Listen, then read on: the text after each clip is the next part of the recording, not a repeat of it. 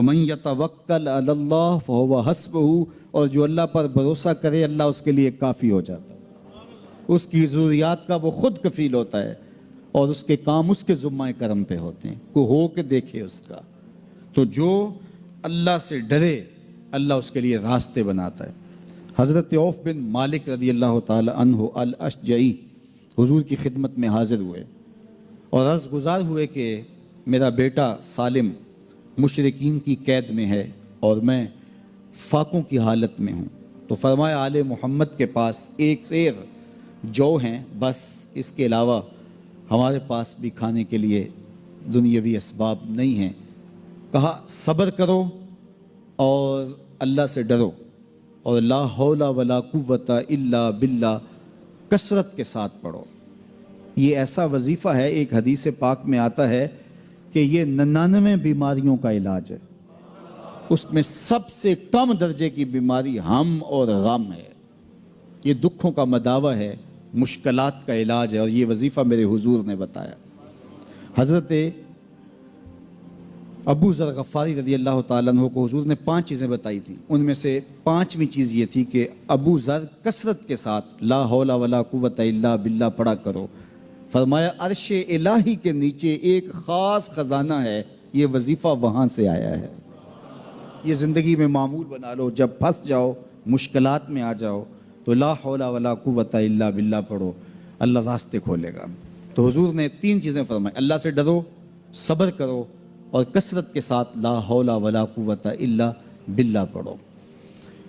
وہ فرماتے ہیں کہ میں یہ عمل شروع کیا، ابھی گھر میں بیٹھا ہی تھا کہ دروازے پہ دستک ہوئی، تو میں اٹھا کہ دروازہ کھولوں دیکھوں کہ کون ہے، تو دروازہ کھولا، دیکھا میرا بیٹا کھڑا ہے اور اس کے پیچھے 100 اونٹ کھڑے ہیں۔ تو میں نے کہا کہ تم اور یہ اونٹ؟ کہا مجھے موقع لگ گیا، میں ان کی قید سے بھاگ آیا اور آتے آتے ان کے 100 اونٹ بھی ہانک لایا ہوں۔ وَيَرْزُقْهُ مِنْ حَيْثُ لَا يَحْتَسِبُ، وہ تمہیں وہاں سے رزق دے گا جہاں سے تمہیں گمان بھی نہیں، اس کے ہو کے تو دیکھو۔ اللہ اکبر، اللہ کے ہو جاؤ تو پھر وہ تمہاری ضرورتوں کا کفیل ہو جائے گا۔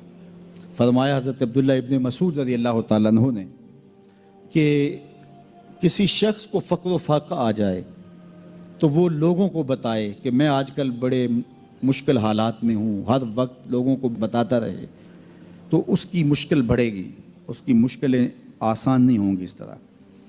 اور اگر وہ اپنی اس مشکل کو کسی سے شیئر نہ کرے بلکہ مصلی بچھا کے اپنے رب سے کہے کہ مالک فقر و فاقہ آ گیا ہے اور اس کا علاج تیرے پاس ہے، اس مرض کا مداوع تیرے پاس ہے۔ تو حضرت عبداللہ ابن مسعود فرماتے ہیں کہ رسول کریم نے فرمایا جلد یا بدیر اللہ اس کو مالا مال فرما دے گا۔ یہ بھی کبھی کر کے دیکھو، مشکل آ جائے، فاقہ آ جائے، مصیبت آ جائے، کسی سے نہ کہو، صرف اپنے رب سے کہو، پھر دیکھنا اس کی کرم نوازیوں کا می کیسے برستا ہے۔ فرمایا اللہ پر بھروسہ کرنے کا جو حق ہے اگر وہ تم ادا کر دو، وہ تمہیں ایسے رزق عطا کرے جیسے پرندوں کو عطا کرتا۔ ہم تو دکان پہ جانا ہوتا ہے، فیکٹری میں جانا ہوتا ہے، ہم اپنے کاروبار پہ جانا ہوتا ہے، نوکری پہ جانا ہوتا ہے، مزدوری پہ جانا ہوتا ہے، ہمیں پتہ ہے کہاں آج صبح جانا ہے، لیکن پرندوں کو کوئی پتہ نہیں ہوتا کہاں جانا ہے، راس المال بھی نہیں ہوتا، لیکن صبح نکلتے ہیں، شام کو کبھی بھی خالی پیٹ نہیں آئے۔ بن توکل پنچھی اڑ دے، خرچ نہ پلے زیرا ہو۔ گھر سے خالی پیٹ نکلتے ہیں، جب واپس آتے ہیں تو پیٹ بھرے ہوئے ہوتے ہیں، اور پھر جو ان کی ضرورت ہوتی ہے اللہ وہ ساری ضرورتیں پوری کرتا ہے، جو ضرورت ان کی ہوتی ہے۔ یہ شیر کتنا گوشت کھاتا ہے اللہ روز اسے دیتا ہے، یہ ہنس روزانہ سچے موتی کھاتے ہیں، اور آپ مارکیٹ میں لینے جائیں لاکھوں روپے لگا کے تولے ماشے کے حساب سے آپ خریدتے ہیں، پھر بھی آپ کو یقین نہیں ہوتا کہ یہ سچے ہیں یا 2 نمبر ہیں۔ اور ہنس دنیا پہ کروڑوں جانور پائے جاتے ہیں، روز کھاتے ہیں، صبح بھی، شام بھی، دوپہر بھی، پیٹ بھر کے کھاتے ہیں، اللہ روز انہیں عطا کرتا۔ کہا اس پہ بھروسہ تو کر کے دیکھو، وہ تمہاری ضرورتوں کا کفیل ہوگا، اس پہ بھروسہ کرو گے وہ تمہیں وہاں سے دے گا جہاں تجھے گمان بھی نہیں ہوگا۔ ارشاد فرمایا جو اللہ سے ڈرے اللہ اس کے لیے راستے کھول دیتا ہے، اور اللہ اس کو وہاں سے دیتا ہے جہاں سے اسے گمان بھی نہیں ہوتا۔ حضور نبی رحمت صلی اللہ علیہ وسلم نے ارشاد فرمایا 4 اشخاص ایسے ہیں جن کو جنت میں جانے سے کوئی چیز نہیں روک سکتی، اور فرمایا اگر لوگوں کے سست پڑ جانے کا اندیشہ نہ ہو تو اے عمر میں تجھ کو کہوں کہ یہ بات گلیوں اور بازاروں میں لوگوں کو بتا دو۔ اور پھر حضور نے ان 4 اشخاص کا تذکرہ کیا۔ ایک وہ شخص جو والدین کے ساتھ حسن سلوک کرتا ہے، دوسرا وہ شخص جس کی اولاد زیادہ ہے ذرائع آمدنی تھوڑے ہیں لیکن وہ اپنی اولاد کے پیٹ میں لقمہ حرام نہیں جانے دیتا۔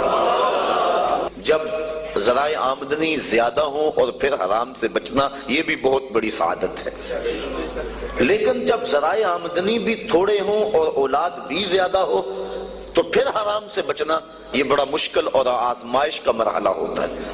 تو جو اس موقع میں رزق حرام سے بچا، قیامت کے دن حضور کے فرمان کے مطابق جنت میں جانے سے اسے کوئی شے نہیں روک سکتا۔ اور ہم صحابہ کی زندگیاں دیکھتے ہیں، فجر کی نماز ہوتی ہے، ایک صحابی جلدی سے اٹھ کے چلے جاتے ہیں۔ ایک دن آقا کریم نے پوچھا کہ ابو درداء کیا بات ہے؟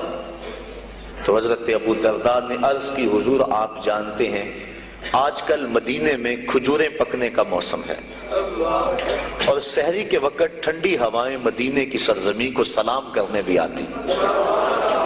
میرے ہمسائے کے صحن میں ایک اونچا لمبا درخت ہے کھجور کا جس کا جھکاؤ میرے گھر کی سمت ہے، اور جب ہوا چلتی ہے تو اس سے کھجوریں ٹوٹ کے میرے ویڑے میں گر پڑتی ہیں۔ میں جلدی جلدی اس لیے چلا جاتا ہوں کہ بچوں کے اٹھنے سے قبل وہ کھجوریں اٹھا کے ان کے گھر میں پھینک دوں، کہیں ایسا نہ ہو کہ میرا بچہ کوئی کھجور اٹھا کے اپنے منہ میں ڈال لے۔ یہ صحابہ کا مزاج۔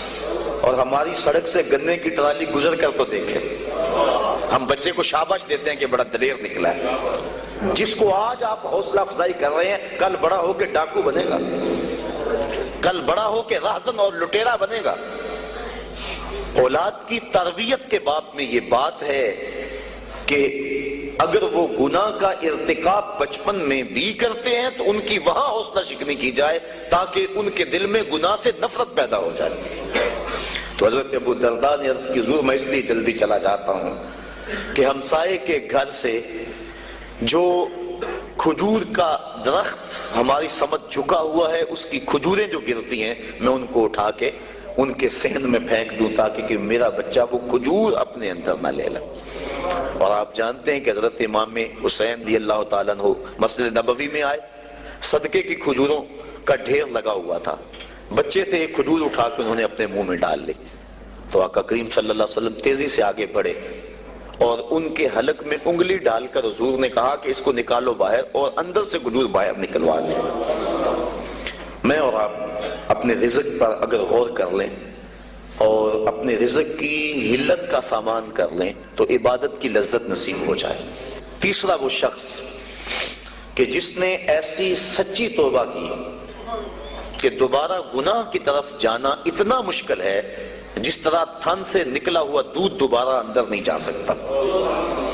اور چوتھی وہ عورت جس نے اپنی ساری محبتیں اپنے خامد پہ نچھاور کر دی اور اس حال میں مری کہ اس کا خامد اس پہ راضی تھا، اس کو جنت میں جانے سے کوئی چیز نہیں روک